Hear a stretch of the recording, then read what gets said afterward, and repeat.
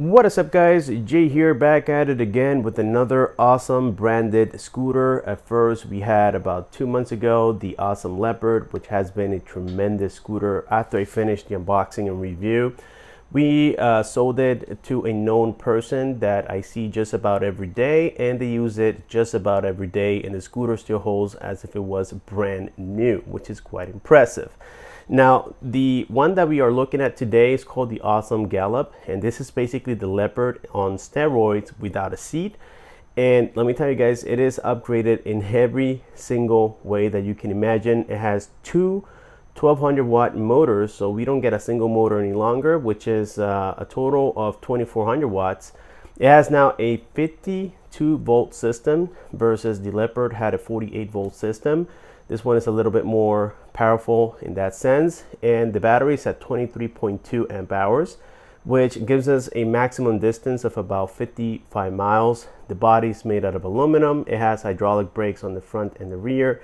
We also get e-brakes with this particular scooter, and there's a little secret I didn't know about, or yeah, let's call it secret because I never knew about it up until today, but I'll leave that for later. And yes, guys, this scooter screams quality all over the place. It has a 4-inch LCD display as well. Then you get all the controls that you can think of. It has turn signals, horn, it has a turn on switch. You get pretty much everything that a scooter can come up with. It has a swing arm suspension on the front and the rear as well. And this thing is quite rugged and heavy as well, guys. So here, without further ado, let's continue with the assembly process. After sweeping this scooter with my compressor, I noticed something a little bit different from this particular one. First of all, we have a hinge right here. And then I saw this cap, and I assumed that underneath the cap, there was going to be the charging ports. But no, this is in fact a lock. As you guys can tell, and the combination by default is 000. Then I pull this, and check this out, guys. This is a removable lid that gives you access to the battery. Yes, we have a removable battery on this particular scooter, something that I've never seen before, at least here myself. And this battery, the manufacturer is Jensen Rider Electronics. It is a 52 volt, like I said before. And wow, this is amazing, guys. It is quite heavy. I would have to guess this is at least 30 pounds or so. If you look this online, it looks like an average scooter, but in fact this one has a almost 20-inch deck, and the width is about 9 inches. But since we have the turn signals kind of like sticking out from the side, it gives it that rugged look, and it looks fantastic, guys. So we have a spring suspension on the back, and I believe this one is adjustable, and yes, it is adjustable. And we also have the same here on the front with the swing arm style on the front and also on the back. I love the paint. I like how it looks here on the bottom side. It looks like it's very well sealed. By the way, this is IP54 certified, as we mentioned earlier. And we do have a headlight here in the front. We have a tail light as well. But this thing just screams quality all over the place, guys. All we have to put together is just the handlebar, and I will recommend that you guys check every single bolt and nut on here just to ensure that it was assembled properly. And we have the charging ports here on the side as well. The tires, they have to be inflated to 32 psi. We get the hydraulic brakes. So these are XOD, that's the brand, XD-H 880. Wow, what a nice looking scooter, guys. I like the combination of the yellow and the black, and like I said, it looks very well constructed. On here we can see some of the buttons. We have a dedicated button for the activation of the dual motors. We have a thumb throttle. So yes, let's go ahead and add air to the tires. We're going to assemble the handlebar, check everything, and go out for a ride. I'm super excited, guys.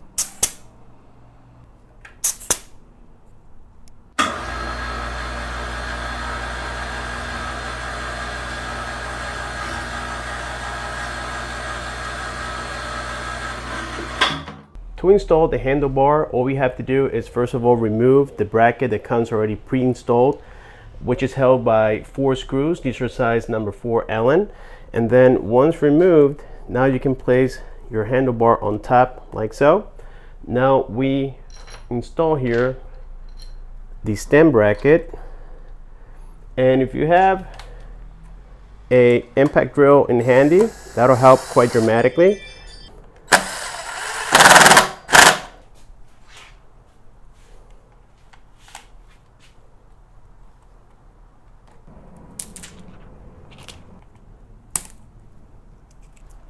Always double check these connections. They like to come off or loose during transportation. They are designed this way so that in case you had to replace, let's say, your display or your brake sensors, whatever the case is, then you can just simply pull them out. It makes it a lot easier, but like I said, they like to come off during transportation. Time to put the battery back on. We lift the lid, insert it. Now we connect it. There we go. And we are all good. To fold the scooter is super simple. All you have to do is undo the knob so that this piece comes right off. And then you have a pin on the side. Pull the pin and simply tilt it. Now there's another hook on this side right here where it has to grab on this area so that way you can use it as a handle. There we go. Now you can simply grab it and lift. It is quite heavy, but at least you can use it as a handle between 2 people. On here we have all of the controls of the scooter, and they are quite simplistic and super user friendly. So the first thing we have on the left is the brake lever. We have the front and rear.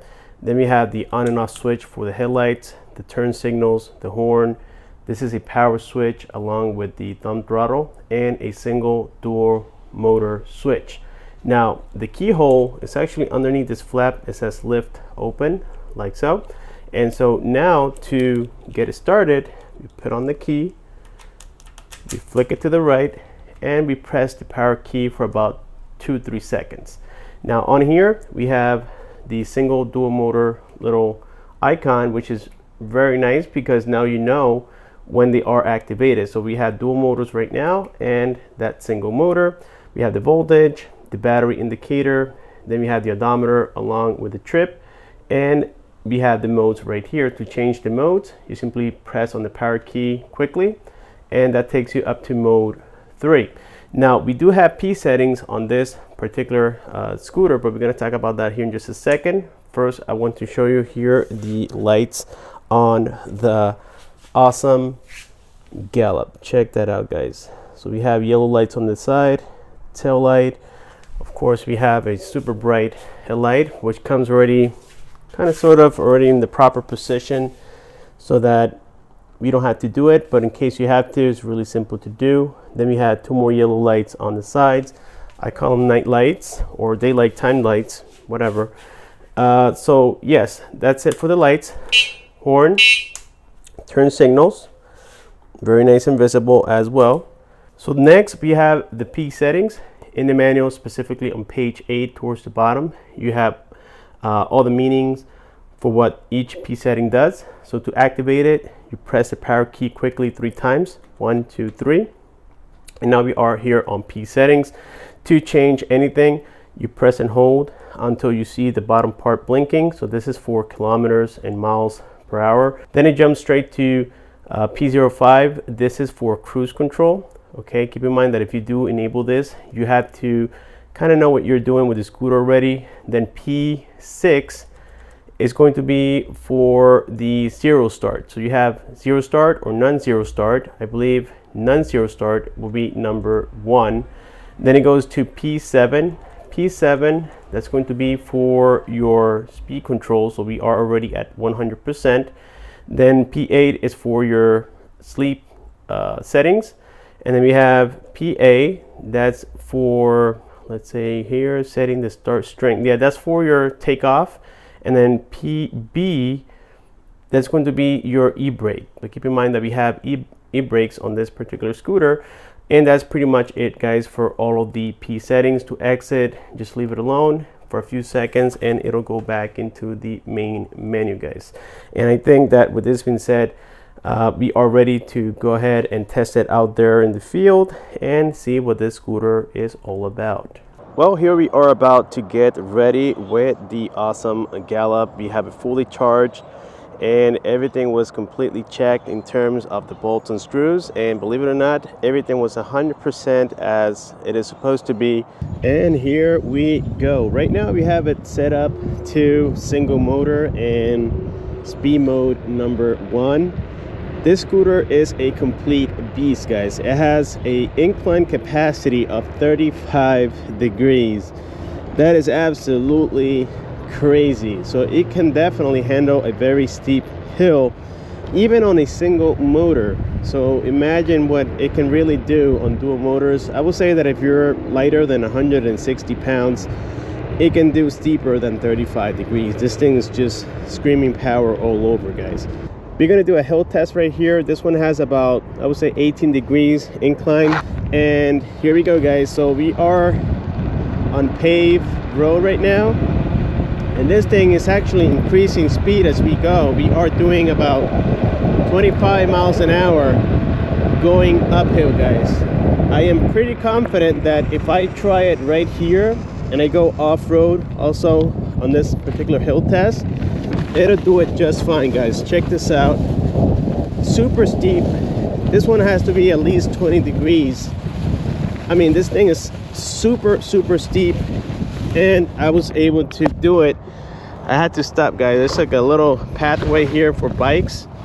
All right, but look at this, guys. I can even take off from this hill, and look how tall, or the height, you can see the cars are down there. Again, this is one of the steepest hills that I can find locally. This is the Dyer's Park in Florida, and this scooter handled it just fine. As per the maximum speed, what I will do, guys, is just leave it on dual motors and continue our speed test that way. We are mode 1 with dual motors, and on mode 1 it does about 13-14 miles an hour. And right now, guys, you can see how the speedometer here says 10 and it goes to 10. I'm not sure if you can see that. There's a little bit of a delay in the sense that the GPS takes a little longer to catch up, but it is perfectly calibrated. You can see it right there, guys. I'm doing 12 and the speedometer says 12, now 13, and now the phone changed to 13. So let's try mode 2 now that we have a straight line here.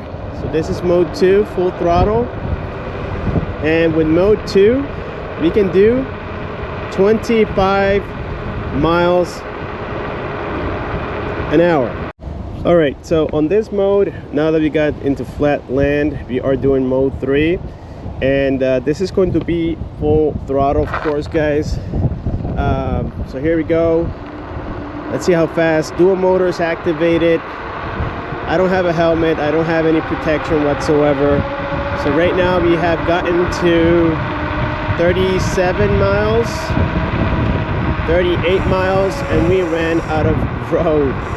Wow, this thing is fast, guys. Not as fast as other scooters that I've tested, like that particular Yumi X11, but keep in mind that we are dealing with, first of all, smaller tire diameter. The Yumi X11 had 11-inch tires. These are 10-inch. And the Yumi X11 was a 60-volt system. This is a 52-volt system. But damn, 38. Let's see how fast we can get it to right here. And we are doing 34. Let's see here, guys. Hopefully we can get there. 35. Keep in mind that right now where we are at, we're on a small incline. This is 37. So we got to 37 miles an hour on a small incline. And I think that's the fastest that we will get with this particular scooter, guys. Keep in mind that weight is a factor as well. And now, guys, as always, we're gonna be doing a little bit of off-roading, and at the same time I'll be doing a second hill test capacity on this particular scooter. So here we are entering a little bit of a wet area, and yeah, that was very wet. I felt the water. I forgot that it's been raining a lot here in Florida, but man, this thing was able to do it. Look at that car right there, guys. It looks like it got stranded. Wow, check that out. That's crazy. You can feel it, guys. Oh my god, it's kind of scary. Yep, I don't know if you guys can hear that, but I do regret getting on here. Whoa, and we did get stuck, guys.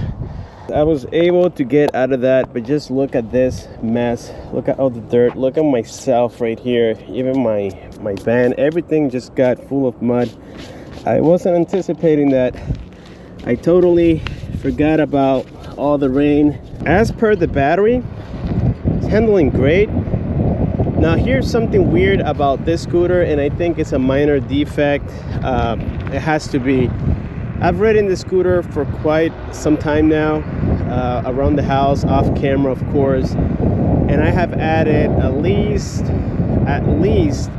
25 to 30 miles, and the odometer is claiming that I've only put about 3 miles, and it has to be a software glitch. Maybe it's the actual display that is not recording that correctly. Sometimes I notice that when I turn it off and turn it back on, there's no memory on here, guys. There's no memory whatsoever, which means that it keeps resetting itself every time I put it away and then use it again. But right now here you guys can see that I still have about 55 for the voltage, and it fluctuates as I hit the throttle. If I stop hitting the throttle, it goes back to almost 56 volts, and we started at about 58 volts. And well, we had ridden now for about maybe 7 miles or so, and the battery doesn't seem to be depleting fast at all. As a matter of fact, we have a 55-mile rating on this particular scooter, maybe a little bit more than that. But realistically, all we are going to get with this scooter, guys, at full throttle, maybe 38-40 miles, which is still fantastic considering how fast you are moving at full throttle with the dual motors engaged. We have pretty neat controls. They are accessible very, very nicely. Maybe not the best quality controls that I've seen, and I'm referring here to the buttons. The throttle feels amazing. It feels nice and sturdy. It doesn't really rattle or anything. As a matter of fact, nothing rattles on the scooter, and I'm pretty sure you guys can somewhat hear that.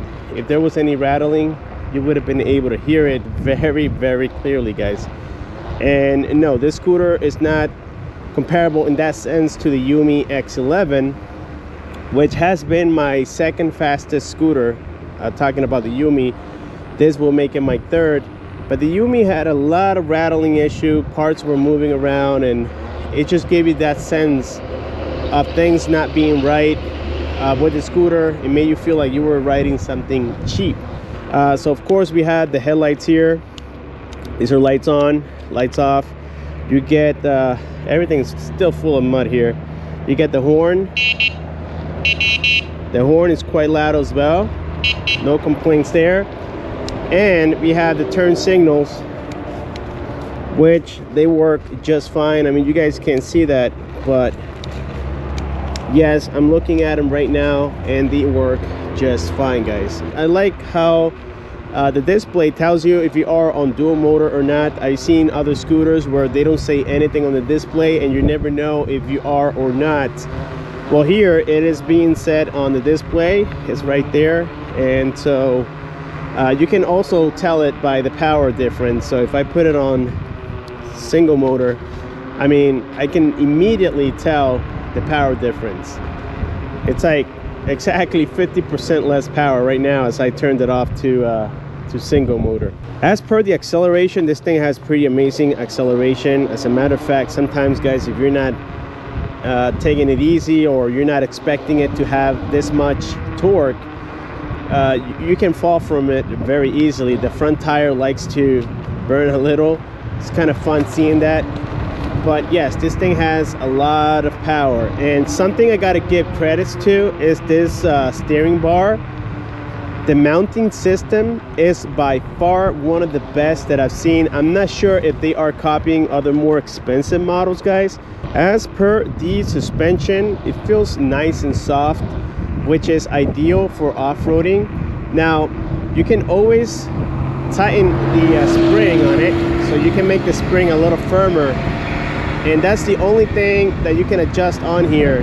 You can't do the, what do you call that? There's a rebound. You have the compression. I think it's the one that you can't do is the rebound. And there's another one I can't recall right now, but there's only one adjustment you can do, and it has to do with the spring. But it does a pretty good job, guys. It does absorb a lot of that off-roading.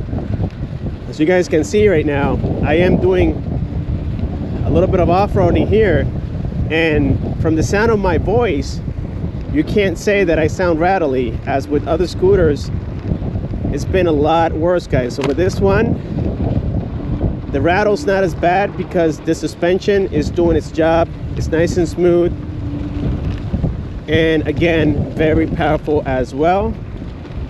Our next test here will be a stopping power. You're gonna go moderately fast, and you're gonna see how those hydraulic brakes work.